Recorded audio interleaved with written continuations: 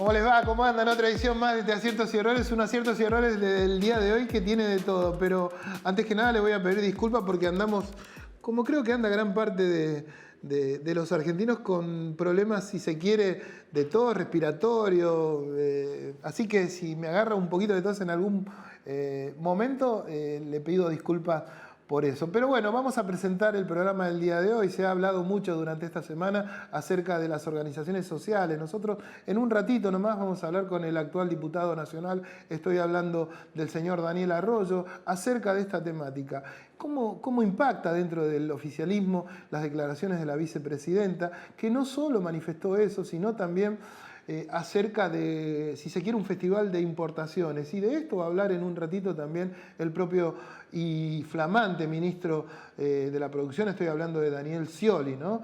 Estuvo en Segera, que es la confederación de las pymes que encabeza Marcelo Fernández, que nos va a acompañar vía Zoom, también hablando de la problemática no solo de las pymes, sino de la inflación y de cómo están trabajando por estos tiempos que son bastante complicados. Nos vamos a ir a una temática internacional también que tiene que ver con Jorge Aguilera, nuestro colega y amigo desde Colombia. Nos va a contar cómo es el Colombia tras el triunfo de Gustavo Petro, un hombre que, bueno, usted habrá visto en los distintos medios que ¿es un terrorista o es un hombre que viene a cambiar la historia a una Colombia que está tan vapuleada, si se quiere, ¿no? Pero de eso va a hablar en un ratito Jorge Aguilera. No nos vamos a olvidar tampoco de una temática que ya empezamos a hablar hace un par de días o en el programa anterior, en definitiva, y tiene que ver con lo que está sucediendo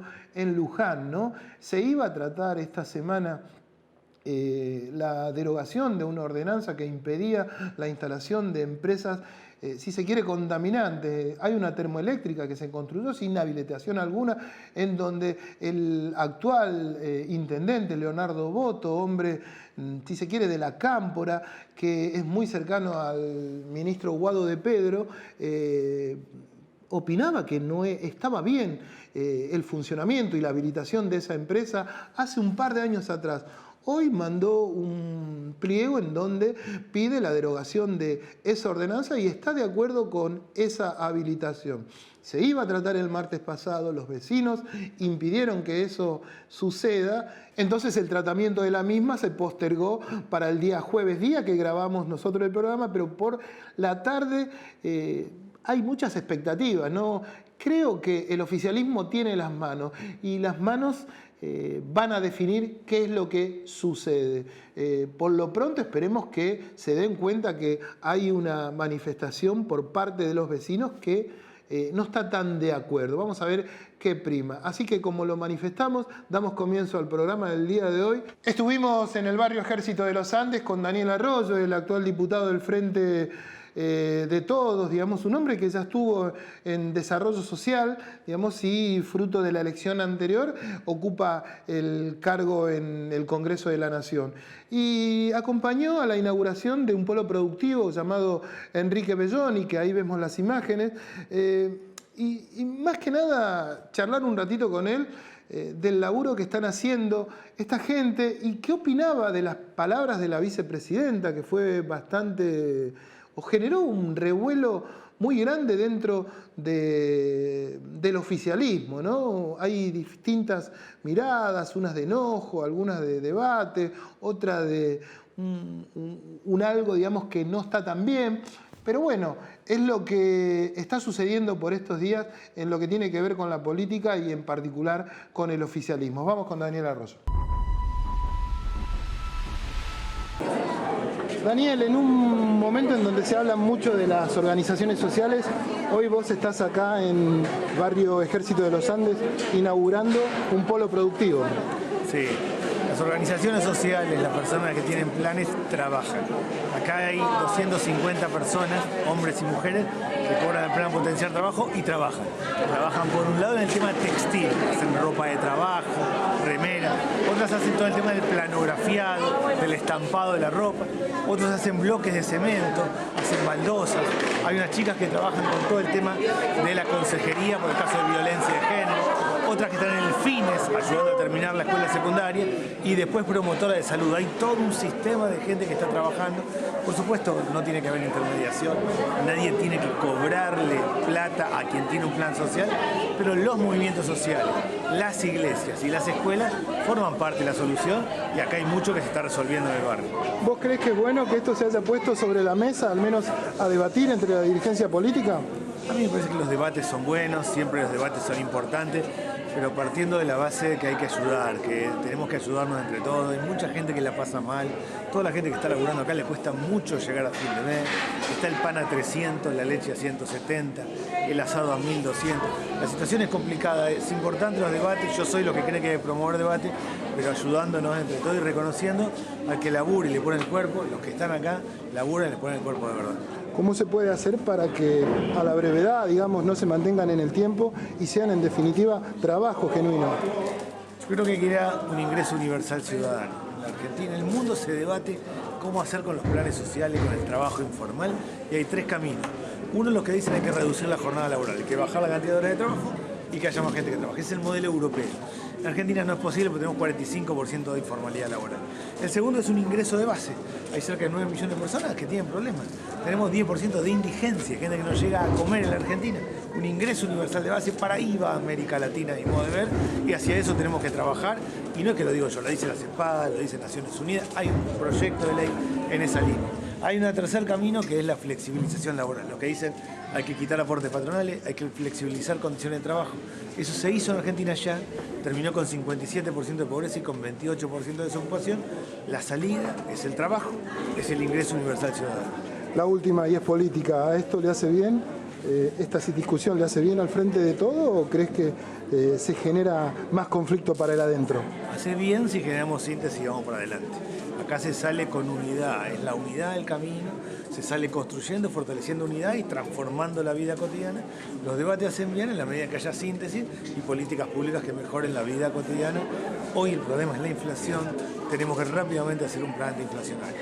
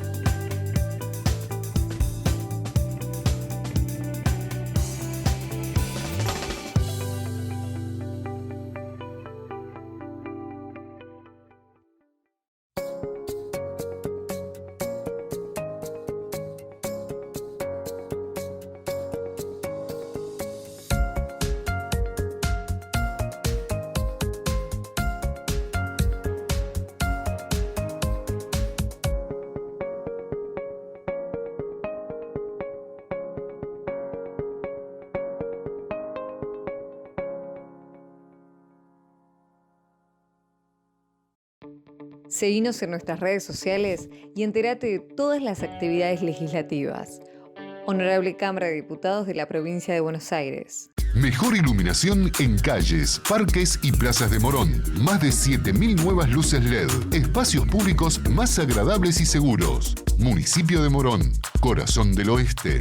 Súmate a la telemedicina a través de tu consulta médica online. OSDEPIM, te estamos cuidando.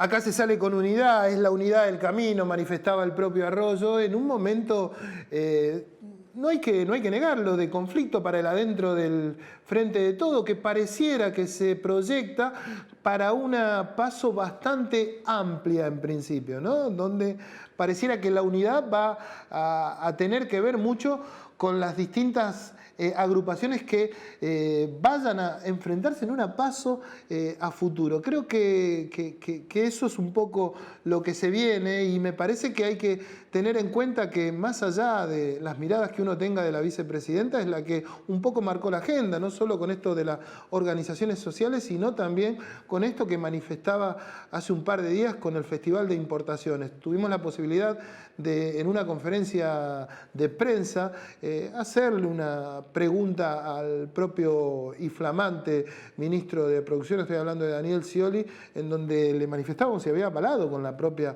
presidenta, pero no solo eso, sino que también hablaba de este festival de las importaciones. Estuvo ahí en Cejera con Marcelo Fernández. Tras la nota, hablamos con Marcelo.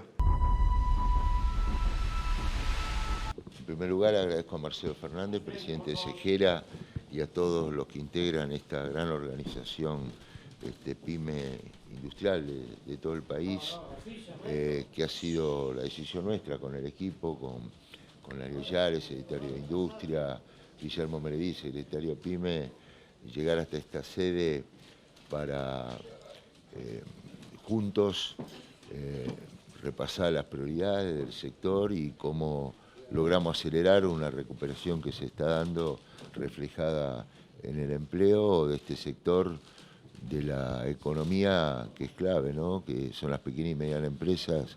Yo tengo un conocimiento profundo, vengo al mismo lado del mostrador que ellos, así que entiendo muy bien lo que quiere una pyme, los nuevos desafíos que tenemos, por eso los planes de capacitación, capital de trabajo, crédito, incentivos. Esta mañana tuvimos con José Mendiguren, presidente del Banco Vice, que va camino a ser un gran banco de desarrollo argentino, para que las pymes tengan, para apalancar su crecimiento, los créditos, las herramientas necesarias, ya que son las generadoras de más del 70% del empleo, de una matriz productiva que se ha reorganizado en el país en una etapa de reindustrialización que impulsa el presidente Alberto Fernández y que es necesario que hoy escuchemos, tomemos nota y fijemos prioridades. Ministro, figura en la galletilla el tema de importaciones, por ejemplo, y también es la agenda de la vicepresidenta que habla de festival de importaciones. La prioridad es aplicar las divisas para todo lo que es el aparato productivo, lo que defiende la industria nacional, el trabajo argentino, y en eso venimos a traer previsibilidad, tranquilidad, y ustedes saben que también el sector energético está siendo muy influenciado por la desgraciada guerra con el aumento de los precios. Paralelamente a eso se está trabajando en una solución de fondo que ya se puso en marcha, que es el gasoducto para alcanzar la soberanía energética, ahorro de divisa, ahorro fiscal y que podamos tener un círculo virtuoso. Recién vengo casualmente de una reunión con el ministro Julián Domínguez, que es un sector estratégico, de allí viene en gran parte del ingreso de los dólares, el desarrollo del campo y para alentar a nuestros productores generándole incentivos para que liquiden las divisas que necesita el aparato productivo. No es campo o industria, es campo, industria y comercio y desarrollo, producción, trabajo argentino. Estas son las prioridades en un contexto internacional en la cual la institución que me ha dado el presidente, a partir de la confianza que me ha depositado para llevar adelante en esta etapa el Ministerio, tiene que ver con esto, movilizar todas las energías productivas, emprendedoras, a lo largo y a lo ancho de la Argentina. Ministro, manifestó que habló con el presidente, ¿también habló con la vicepresidenta en función de lo que manifestó ayer ella? Hoy no, pero yo conozco su pensamiento, nos conocemos hace muchos años, tengo todo el afecto y respeto por ella, fui 8 años gobernador, ella es la presidenta y juntos le dimos a la provincia de Buenos Aires una gran etapa de reindustrialización. Se duplicaron los parques industriales en su momento en la provincia de Buenos Aires. ¿Qué hay que hacer con los planes, Yoli? Reemplazar los puestos de trabajo genuino, ir a las causas profundas que generan los reclamos de mucha gente y muchas familias. ¿Y eso cómo se logra? Con el gran ordenador social que es el trabajo. ¿Cómo se logra trabajo? Capacitando para el mundo del empleo. Y con instrumentos financieros, como también tenemos programas de microcréditos, que en su momento yo me acuerdo lo habíamos implementado en la provincia de Buenos Aires, historia de vidas maravillosas. Una señora que le facilitamos tener una máquina de coser y a poco tiempo tenía un taller textil. La Argentina se vuelve a levantar de abajo para arriba, no aplastándola arriba para abajo.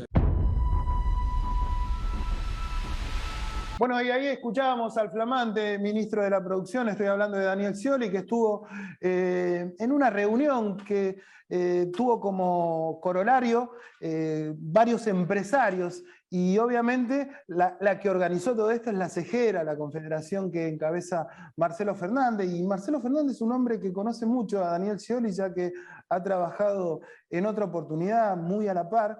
y también dio su voto de confianza, como lo dijo la propia vicepresidenta en su discurso de hace días nomás, al flamante ministro. Pero queremos conocer de palabra del propio Marcelo qué expectativa tiene y qué le generó la presencia de Daniel Scioli en en el ministerio que representa a todas las empresas, más que nada, ¿no? Antes que nada, gracias Marcelo por tu presencia aquí en Aciertos y Errores. No, gracias, Enrique. Un saludo a todos los televidentes. ¿Cómo estás? Buenas tardes. Bueno, o buenos días. Realmente pensando en esto que vos decís, ¿no? Que Daniel tiene una larga data de relación con nosotros. Esto es así, ya lo sabe todo el mundo, pero saber lo que fue el orgullo y, digamos, también el compromiso que nos genera que institucionalmente sea el primer lugar que visitó como ministro. Esto quiere decir que vamos a tener una doble responsabilidad. Digamos, tenemos la vara muy alta ahora porque tenemos que trabajar en las necesidades de la pequeña y mediana empresa, porque lamentablemente a veces los gremiales empresarios, las cámaras, nos gusta la foto o estar solamente al lado del funcionario y no trabajar. Bueno, ahora, conociéndolo a Scioli, a quien te habla le genera mucha más responsabilidad que antes, porque justamente, dada la cercanía, vamos a tener que brindar más soluciones, acercar más las necesidades, los proyectos, los planes de la pequeña y mediana empresa. Ya que él lo dijo muy claro, va a ser un ministro de puertas abiertas. Entonces Cejera, si bien puede tener un protagonismo, digamos, político al lado del ministro, me parece que va a tener un protagonismo laboral más importante ahora, que es justamente tratar de solucionar todos los temas que nos puedan traer las cámaras sectoriales que representamos. A ver, no con el ánimo de hablar de la gestión anterior, pero sí con poner sobre la mesa algo que viene hacia futuro. ¿Vos cuál crees que va a ser la diferencia de aquí en más, al menos comparada con la gestión anterior? De estilos, Enrique. A ver, digamos, acá hay un presidente, acá hay un gobierno que funciona de una manera, independientemente del cambio que pueda tener de las diferentes carteras ministeriales. Sí va a ser un cambio de estilo, esto no cabe ninguna duda. Daniel es mucho más terrenal de la calle, Daniel le gusta estar más, va a estar menos en la oficina seguramente. No es un técnico, esto no hace falta que lo expliquemos, no es un técnico, no es un economista que va, digamos, puede hacer un tipo de análisis como seguramente tenía Matías de algunos sectores, o daba más un análisis técnico, y tal vez recorría menos las empresas o las industrias, que seguro que le va a hacer Daniel. Daniel va a estar seguramente en muchos lugares al mismo tiempo, como decimos nosotros. Lo vas a ver en el conurbano, lo vas a ver en el interior, lo vas a ver en la ciudad, de repente lo vas a ver en el sur, lo vas a ver en el norte. Esa va a ser la agenda de Daniel, totalmente, tal vez diferente en ese sentido, por eso tengo un estilo, pero con los mismos funcionarios, porque hasta ahora tengo entendido que no cambió absolutamente nada a nivel funcionario, con lo cual los programas, lo que se venía haciendo, seguirá igual. Entonces, no te olvides que un ex gobernador, un ex vicepresidente, un ex diputado nacional, un ex embajador en Brasil, como es ahora a cargo del ministerio, es un hombre de la política y va a discutir este tipo de cosas, no partidarias, sino políticas industriales, políticas comerciales, políticas de desarrollo, las va a discutir en los territorios. Eso es lo que yo siento que puede marcar la única diferencia de estilo, San Luis. Más allá de todos los ex que vos manifestaste, también es un hombre con probabilidades, digamos, de una posible candidatura a presidente nuevamente. Pero esto, bueno, esto corre por mi cuenta. Manifestó la vicepresidenta hace unos días un festival de importaciones. Ustedes también hicieron mención, no al festival, pero sí al tema de las importaciones. ¿Qué mirada tienen en función de esto y qué le manifestaron al propio Scioli? Con los datos oficiales, cada uno le va a poner el término que quiere, pero la palabra justa es aumento. Hubo un aumento importante de importaciones. Lo dice el INDEC, lo dicen los datos de la aduana, lo dicen los datos de la FIP, lo dicen los datos del propio ministerio, los datos del Banco Central. Donde vos quieras revisar, tenés un aumento del 50% en lo que va del año con respecto al año anterior de las licencias automáticas, es decir, para que nos entienda el televidente, de lo que se permite importar sin autorización, y un 31% de las licencias no automáticas, lo que hay que pedir autorización para importar.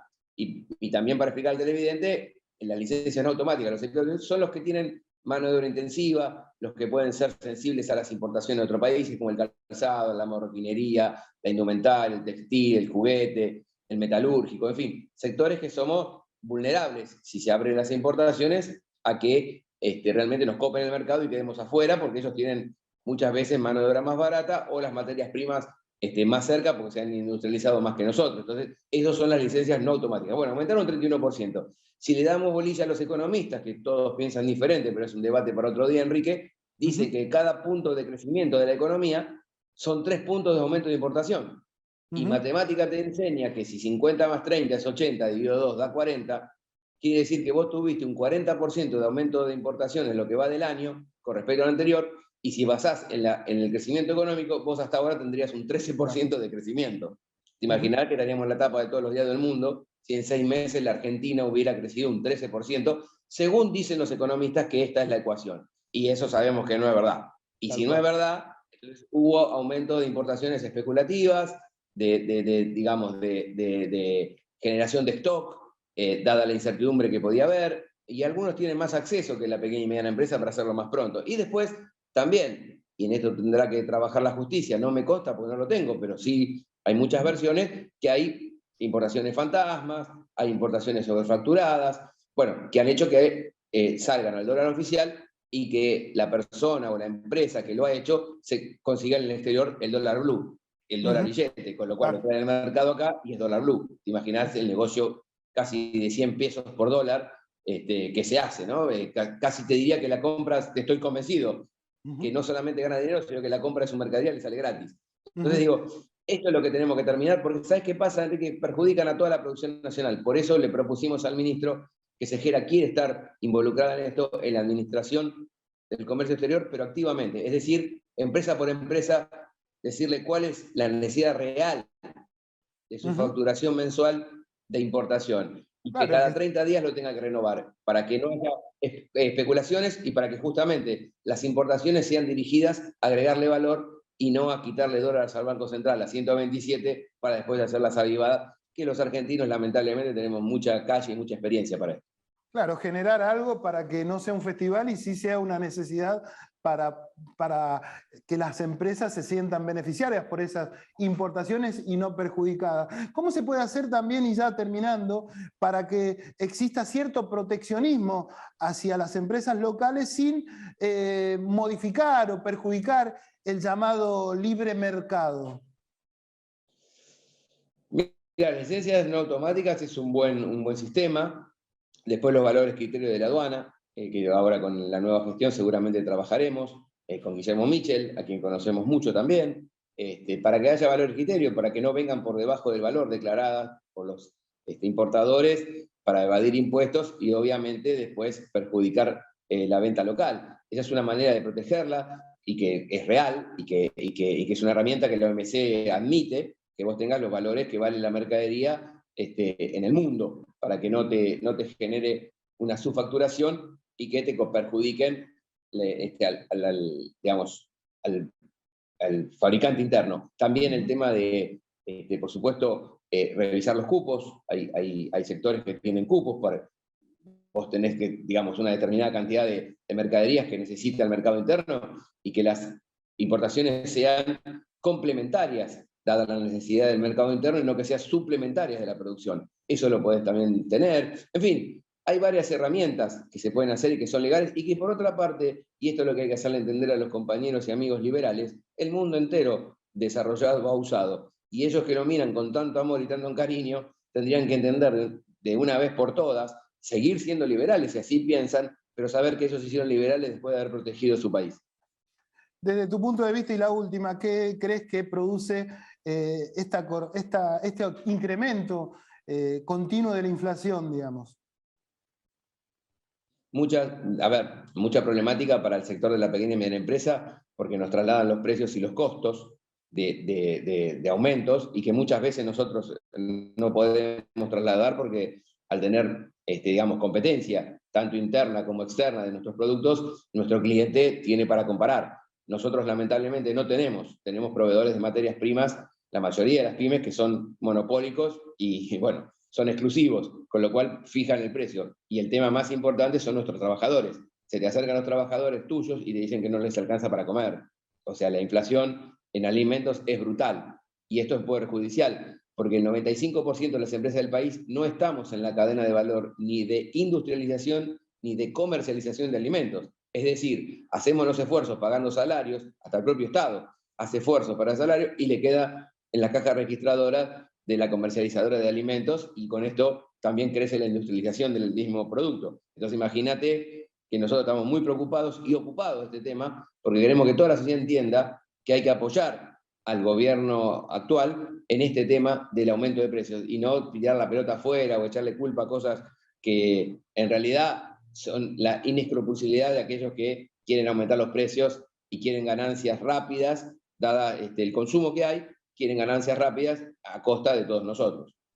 Marcelo, como siempre te agradezco mucho tu presencia, te libero porque sé que tenés varias ocupaciones, así que nos encontramos en otro momento para seguir charlando porque esto es algo que va a tener para rato, ¿no? Gracias, ¿eh? No, gracias, Mauri, que siempre va a haber un lugar, porque siempre me sacaste, así que siempre va a haber un lugar para cuando vos lo solicites para poder encontrarnos o entrevistarnos. Así que Muchas te agradezco gracias. mucho.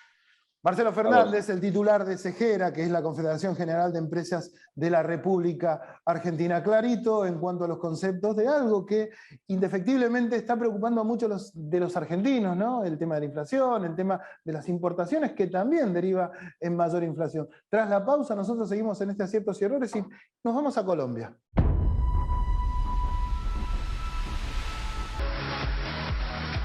Si usted tiene un problema jurídico, no lo dude. Consulte a un abogado matriculado. Se lo aconseja el Colegio de Abogados de San Martín. Llame al 4754-2139, Avenida Ricardo Balbín, 1750 San Martín.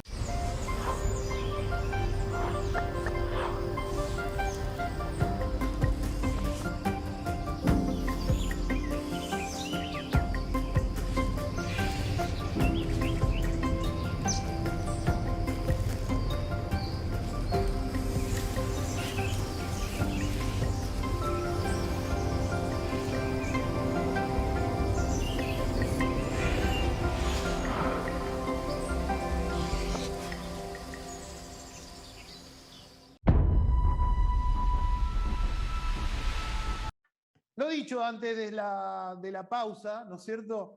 Vamos a ir a Colombia o en definitiva a hablar con Gustavo Aguilera, que habíamos hablado hace un par de semanas atrás, y a mí me quedó en la retina, me quedó en el pensamiento una frase que por ese entonces ya existía lo que terminó siendo el balotaje que le terminó dando el triunfo a Gustavo Petro. Me dijo, es el primer candidato de la izquierda que llega con vida.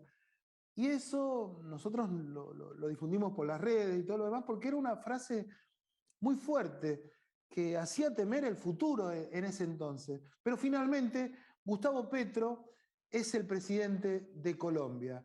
Y quiero que lo explique mejor Gustavo, que está del otro lado, Jorge, perdón, que está del otro lado, para que, nada, antes que nada, gracias por tu presencia acá en Aciertos y Errores. Jorge, porque quiero que nos cuentes vos, ¿qué pasa en Colombia por estos días? Bueno, en primer lugar, muchísimas gracias a ti por permitirme pues, participar en tu programa. Pues efectivamente, mira, aquí el gran temor fue ese, proteger al candidato al máximo, y se da una confluencia de fuerzas debido a que hay un elemento fundamental, y es el agotamiento de la sociedad.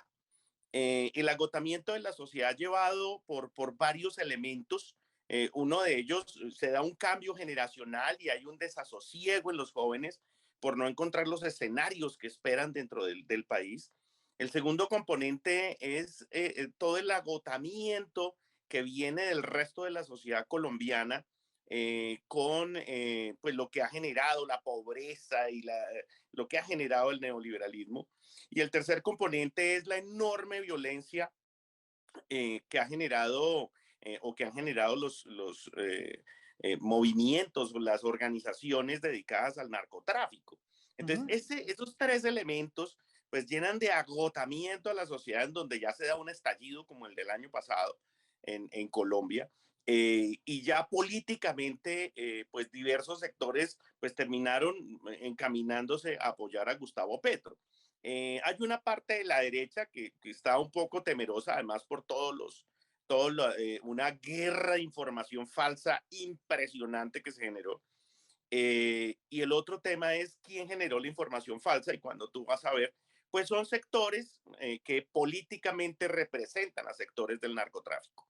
Ese sector del narcotráfico realmente es el más asustado con que se presente un cambio en la sociedad colombiana, porque uno de los temas que pide la sociedad colombiana es el reforzamiento de la justicia, que este sector había procurado ir desmantelando para poder mantener impunemente sus actividades criminales. Entonces ahora, pues lo que viene es la sociedad rodeando la justicia, fortaleciendo la justicia, y este sector que se dedica a este tipo de actividades, pues viendo cómo bloquea estos procesos de cambio. Ya la sociedad incluso no funciona mucho la tendencia típica del cartel de los asesinatos, el sicariato. Ese mismo sector, por ejemplo, te cuento, fue el que estuvo detrás del asesinato del fiscal de Paraguay aquí en Cartagena. Es exactamente el mismo grupo.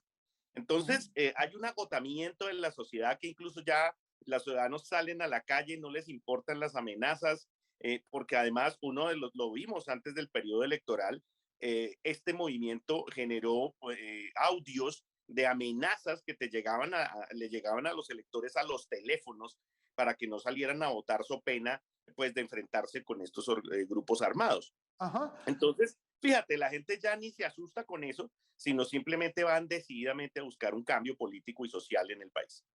A ver, pero todo esto que vos me manifestás era lo que en principio se estaba poniendo sobre la mesa para impedir la elección, bueno, el triunfo de Gustavo Petro. Esto no sucedió, digamos. ¿Cómo se hace de aquí para adelante? ¿Se puede revertir a corto plazo toda esta situación o se convive? Digo, tu mirada más que nada en función de esto, ¿no? Yo creo que la sociedad, mira, la sociedad va a ser el gran opositor de estos sectores, porque igual lo que se demostró es que no pueden matar a toda la sociedad. Entonces, claro. Pues ahí hay un momento en donde ya se dan cuenta que por simplemente pierden por número. ¿Sí? Ya la sociedad colombiana no se deja intimidar, al contrario, se ha vuelto muy frentera, y aquí hay que reconocer una labor muy particular, y son los ciudadanos que independientemente han puesto o han retado a estas organizaciones criminales en redes. ¿Sí? Y son movimientos ciudadanos, son organizaciones, personas que abiertamente en redes retaron a y rompieron el miedo y ese temor que estas organizaciones habían construido a partir de sus expresiones políticas y de sus mismos grupos armados. Entonces creo que es un fenómeno muy, muy interesante, porque vas a encontrar es una sociedad decidida. En estos días, prácticamente al día siguiente de que gana Petro, ya comienzan los ataques. Es muy evidente que hay medios de comunicación también que hacen parte de esa estructura de intimidación. Y la sociedad, la respuesta de la sociedad ha sido pues una postura vertical, sólida, frente a este tipo de posturas, y lo que están haciendo es exponerlos públicamente frente a este tipo de prácticas. En base a lo que vos manifestás, obviamente uno conoce el rol de lo que se conoce habitualmente como medios hegemónicos. Nosotros acá en gran parte también los tenemos, y mucha gente de nuestra sociedad, de la Argentina, piensa o manifiesta gracias a esos medios que es un hombre del terrorismo, que viene del terrorismo, Gustavo Petro. ¿Quién es Gustavo Petro? Gustavo Petro es un líder que en su juventud, eso ya hace muchísimos años, hizo parte de una guerrilla que se llamó el M-19. Te digo, el M-19 es una guerrilla que se conforma por un fraude electoral, el fraude electoral de los años 70, en donde un candidato ganaba las elecciones y se va la luz en el país, y cuando vuelve la luz gana otro candidato.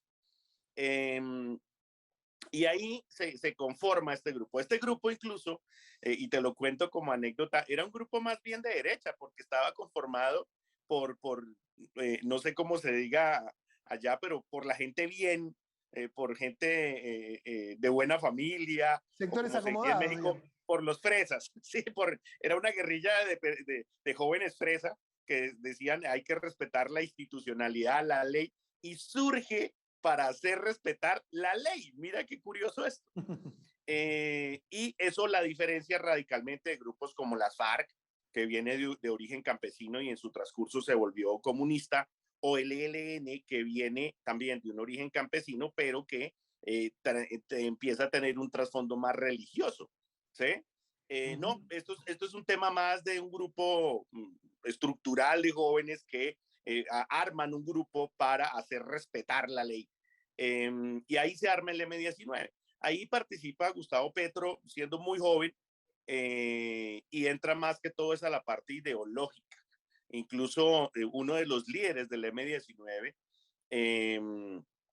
Eber Bustamante, de la época, pues comenta que pues, Petro nunca hizo parte de las estructuras armadas. A mí me da la impresión de nunca lo hizo porque era muy joven. Y era más los que sí armaron este tema de los grupos armados y eso pues eran los que iniciaron el movimiento y ya tenían mucha más trayectoria. Él entra ya cuando el movimiento está mucho más desarrollado. Ajá. Y otro tema, ¿qué rol va a cumplir la vicepresidenta? ¿Un rol pasivo o vos creés que va a tener un protagonismo similar al de Gustavo Petro de aquí en más? Yo creo que va a tener un protagonismo muy importante, te cuento, porque primero viene de un liderazgo regional muy importante. Lo que pasa es que ella venía de un liderazgo más que todo ambiental en una región. Por eso, a nivel del país, pues su nombre no era muy reconocido, pero en su región sí. Y cuando tú la conoces, pues es una persona con unas posturas muy sólidas, perdón, muy de país, con una visión muy amplia del cambio que se debe generar en la sociedad. Entonces yo creo que va a tener una incidencia muy sólida, muy fuerte.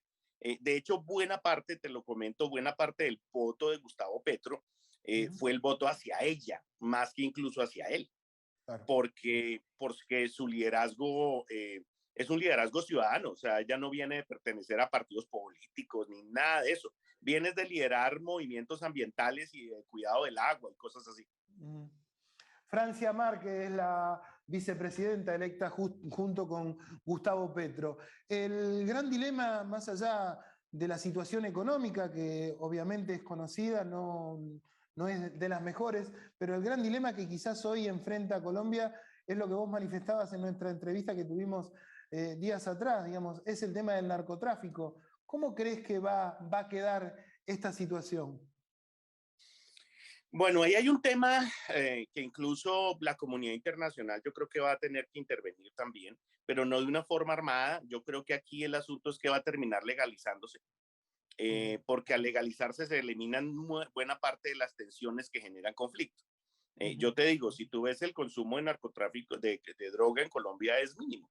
Realmente Colombia es un puente entre el consumo de Estados Unidos y la producción de América Latina. Y estamos preciso pues con las dos costas que guían o hacia Centroamérica o hacia Estados Unidos y pues eso confluyen ese montón de tensiones. Al legalizar la droga, creo que se eliminan muchas de esas tensiones que nos tienen en este sándwich tan violento, porque igual, pues si tú lo ves, Estados Unidos tampoco ha hecho mucho por mitigar el consumo en Estados Unidos, en su país, en su territorio. En la medida que Estados Unidos no mitigue el consumo, pues América Latina va a generar un montón de producción de grupos ilegales que generan conflictos armados y generan un montón de desviaciones de lo que debe ser un proceso de una sociedad que crece en un escenario económico. ¿Y cuál es el mayor dilema, digamos, que enfrenta, además del narcotráfico, la nueva gestión? Yo creo que unir el país, sanar muchas heridas, reunificar el país, que podamos concentrarnos. Estábamos tan preocupados en defendernos de los unos contra los otros que se descuidó el concepto de país. Yo creo que ahí viene un tema de un concepto de país en donde todos tenemos que unirnos ahí detrás, empezar a empujar para recuperar la economía.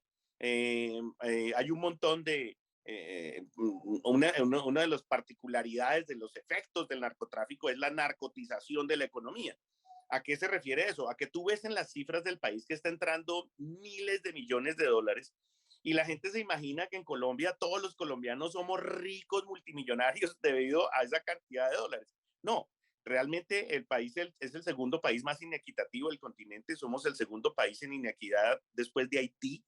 Estamos casi en el mismo nivel de pobreza que Haití. Más del 50% de la población vive en estado de pobreza. Somos el segundo país en bandas criminales. Y todo eso es producto de los últimos 20 años de movimientos políticos que eran pues la expresión política de los grupos del narcotráfico. Lo que vas a ver en este cambio es que ya la ciudadanía entra a controlar eso y los grupos, estos sectores, los grandes perdedores, son estos sectores políticos que eran la expresión del narcotráfico. Ahí, por ejemplo, hay una tensión que hay que tener en cuenta y que creo que la hablamos tú y yo la vez pasada, y es realmente quien puede amenazar la estabilidad del Estado son esos grupos que se dedican al narcotráfico, claro, dentro de los cuales hay un sector muy delicado y son miembros de la fuerza pública, tanto en la policía como en el ejército, que este periodo de gobiernos cercanos al narcotráfico les permitieron hacer parte del negocio. Entonces tú vas a ver un director de la policía, un exdirector de la policía, con un patrimonio de 10.000 millones de dólares, ¿sí? Que tú dices, ¿de dónde salió ese dinero? Y pues viene de ahí. Mucha plata para un policía, diría. Claro. Lo vas a ver, por ejemplo, en la captura del jefe del Clan del Golfo, y cuando lo capturan, él dice, yo no soy ningún jefe, el jefe es el general tal, y dio el nombre de un general activo del ejército. Entonces, ahí ese es uno de los temas que va a ser muy particular porque pues tienen las armas, cosa que la sociedad civil no tiene. La última, Jorge, y obviamente mi enorme agradecimiento a vos. ¿Qué, en lo personal, a vos qué te genera, si te genera optimismo u otra cosa, esta nueva gestión? ¿Y cómo crees que va a inferir en lo que tiene que ver con Sudamérica, ¿no? Porque uno ve el mapa sudamericano y tiene una característica en cuanto a sus presidentes, salvo el caso de Brasil, ¿no es cierto? Que, bueno, va a tener elecciones prontamente. Y que yo creo que gana Lula, te cuento. Mira las encuestas, las 4 últimas encuestas, la ventaja es gigantesca. Yo creo que ahí es un pivot generado por la insatisfacción del modelo neoliberal, lo que se ha denominado el efecto Milton Friedman. El efecto Milton Friedman él crea el neoliberalismo, habla de unos factores de riqueza, pero no dice para quién los factores de riqueza. Entonces, el neoliberalismo es una aspiradora de capital para un sector muy, muy pequeño, pero que genera una enorme pobreza en el resto de la estructura social. Tú ves que eso generó el estallido en Chile, tú ves el mismo efecto acá en Colombia, tú ves el mismo efecto, lo estamos viendo en este momento en Ecuador.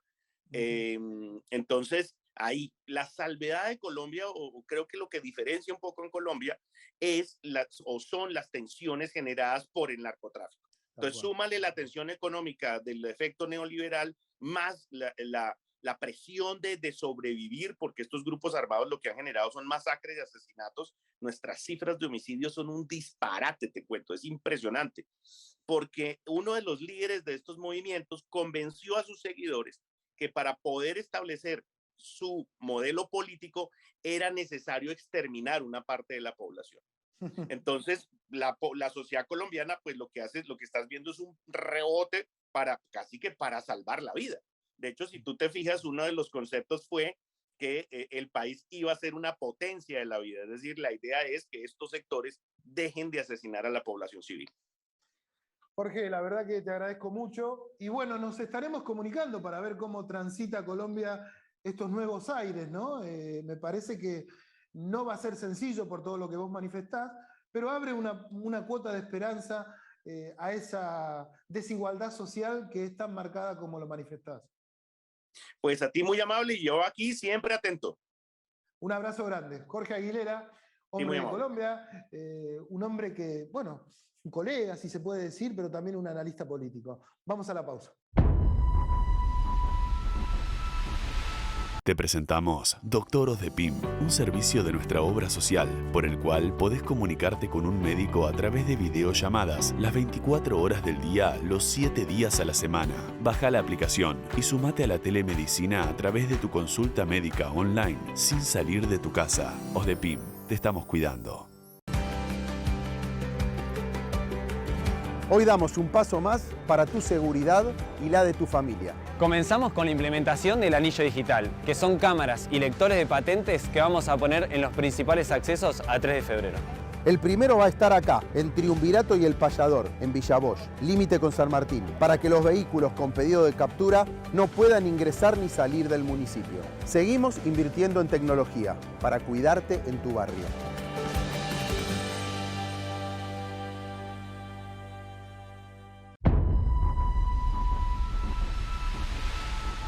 Empezamos a irnos en un programa que ha tenido de todo, pero no quiero irme sin antes manifestar lo que habíamos hablado la semana pasada, ¿se acuerda? Con Ana Clara Torelli, que es una vecina de Luján, pertenece a la Asamblea Ambiental de ese distrito.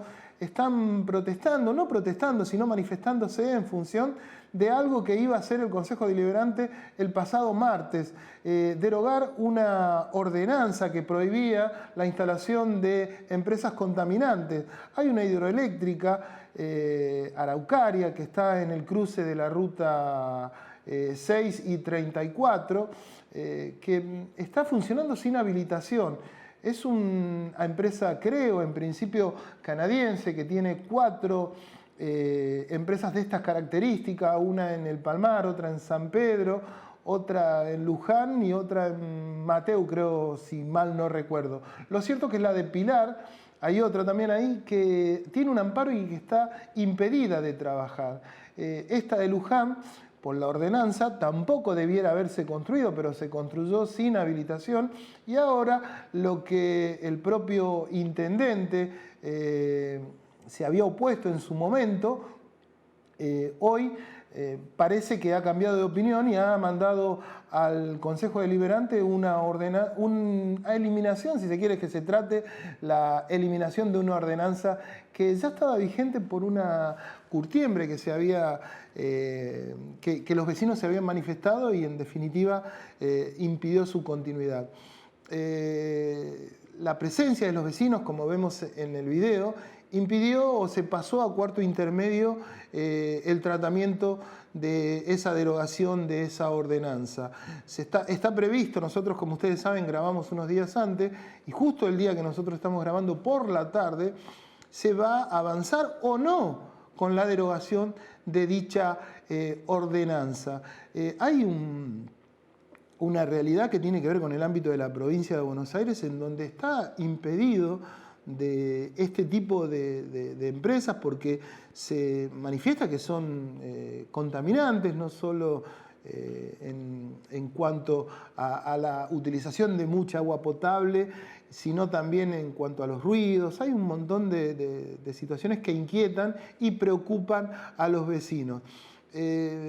Bueno, nosotros trataremos la semana que viene y seguiremos con esta temática. Hay una cervecera también, ahí ven ustedes en la manifestación que hubo al Consejo Deliberante la semana pasada, unos bombos que pertenecen al sindicato de los cerveceros de ese lugar, porque enfrente de esa termoeléctrica funciona una empresa cervecera que obviamente sería perjudicada o es perjudicada por el mal funcionamiento, mal desempeño de esta empresa termoeléctrica llamada Araucaria, que pertenece a un grupo canadiense, SC Power, que algunos manifiestan también, por otro lado, que habría quedado en bancarrota durante la pandemia y ahora, bueno, otra empresa habría tomado la posta. Lo llamativo es que, insisto, habría posibilidades de que la derogación de la ordenanza sea factible gracias a la levantada de manos de distintos concejales, oficialistas y opositores. Ahí parece que sí, en estas situaciones hay acuerdo, ¿no? Por lo pronto no habla el intendente, no hablan las personas, no habla la dirigencia política acerca de este tema que es bastante complicado. Nosotros nos empezamos a ir, no sin antes saludar a los familiares de Eduardo Rapaport. Falleció esta semana un hombre emblemático en lo que tiene que ver con el distrito de San Martín, hombre de los medios, con 91 años, nos dejó, digamos, y bueno, nuestro saludo afectuoso desde aquí. También es una semana en donde hay aniversarios también por el fallecimiento del propio Ernesto Sábato, del propio Rodrigo, el cantante. ¿Y por qué digo esto? Porque no vamos a ir un poco arriba, porque se cumplió también otro aniversario de uno de los goles, no, creo que el mejor gol de la historia del fútbol argentino. Estoy hablando del de Diego Maradona de 1986. Así que nos vamos con un poquito de música de Rodrigo y con las imágenes del gol más lindo de la historia del fútbol.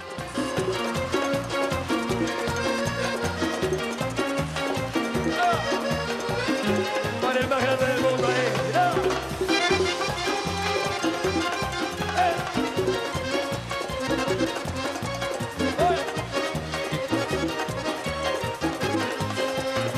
En una villa nació, fue deseo de Dios crecer y sobrevivir a la humilde expresión, enfrentar la adversidad con afán de ganarse a cada paso la vida.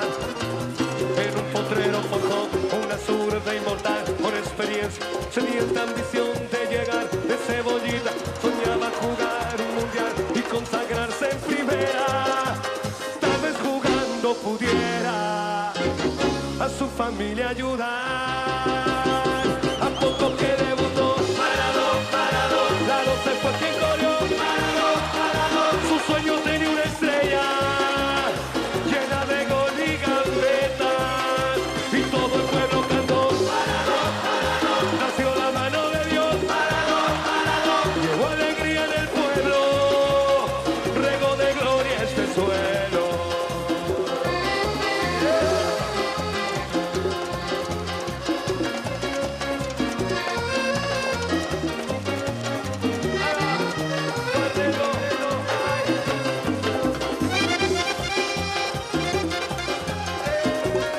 Para el número 1 del mundo.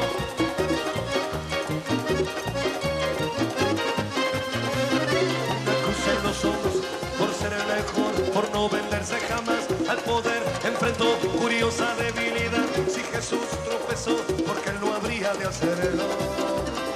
La fama le presentó una blanca mujer de misterioso sabor y prohibido placer en su actual deseo. Dios habla otra vez involucrando su vida, y es un partido que un día el Diego está por ganar.